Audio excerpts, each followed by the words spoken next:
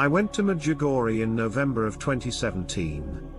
During the visit, I had the good fortune to hear Father Leon's testimony about his extraordinary encounter with our Celestial Mother. On a personal level, I believe Father Leon is one of the most holy men I ever met, and he gives me the feeling that he is destined to change the world. Stephen Ryan, founder of Mystic Post. What follows are excerpts from Father Leon's talk given to English-speaking pilgrims. First, it is important to say Father Leon emphasizes that, despite his own personal experience, we should not go to Medjugorje to seek signs and wonders. Father Leon stresses that the most important thing is to place the 5 stones of Medjugorje in the first place in your life. The 5 stones are: 1. Prayer, especially the Rosary. 2. Fasting. 3. Reading the Holy Scripture every day. 4. Confession once a month, and 5. The Eucharist, the Holy Mass.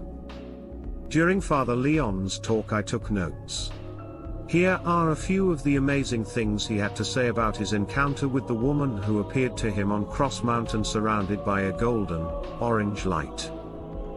Father Leon: I was with my friend, and I can swear on the gospel that I saw a young girl made of a golden, orange light, standing on the mountain. It stunned us into silence. The light was in the shape of a young girl. She had a veil on her head which went straight down. She had narrow but square shoulders. She wore a simple dress, and all this was bathed in this gold light, and was very bright and gleaming.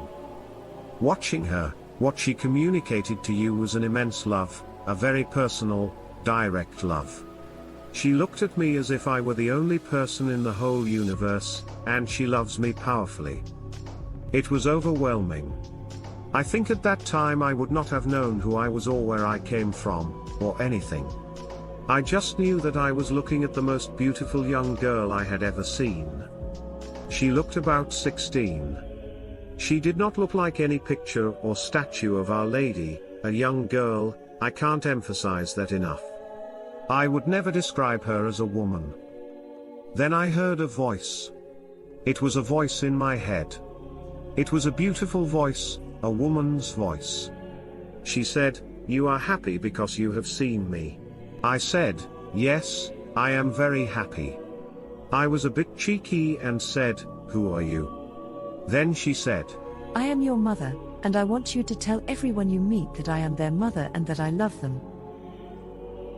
Our Lady loves you, and she looks at you like you are the only child in the universe, and that she loves you so powerfully, so deeply. I want you to believe that at least. You don't have to believe the rest of it, it's not important."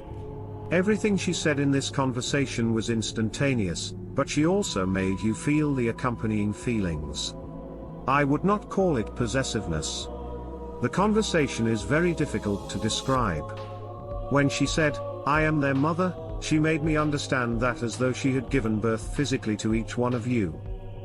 It was as if she said, "This one is mine, this one is mine, this one is mine," and when she said, "and that I love them," she crushed me with this love to show me how. It was like a banana slipping out of its skin. It was like being outside myself in joy, literally being ecstatic. It was the same powerful love, very, very powerful. She loves every single one of you like you are her only child, and there is no one else, and she is looking just at you. I don't know how she does it, it is very overwhelming. I was in tears, seeing her and listening to her. Then she said, "You will forget much of what I am telling you." I said, "No, this is the best day of my life, I am not going to forget a single thing." And as soon as the conversation finished I promptly forgot. Then she said, "Do not begin to imagine that you deserve to see me. God gives grace as He chooses." Before she left she asked me, "Are you willing to suffer?" Then she showed me the future. She said a time is coming when almost every Catholic will be ashamed of the words of Jesus. She said very few Catholics will remain faithful, very few. And those who do will be persecuted terribly by other Catholics. Then she said, "Do not go looking for me, I will come to you when you are dying." Our Lady is calling. God bless and thank you for watching Mystic Post TV.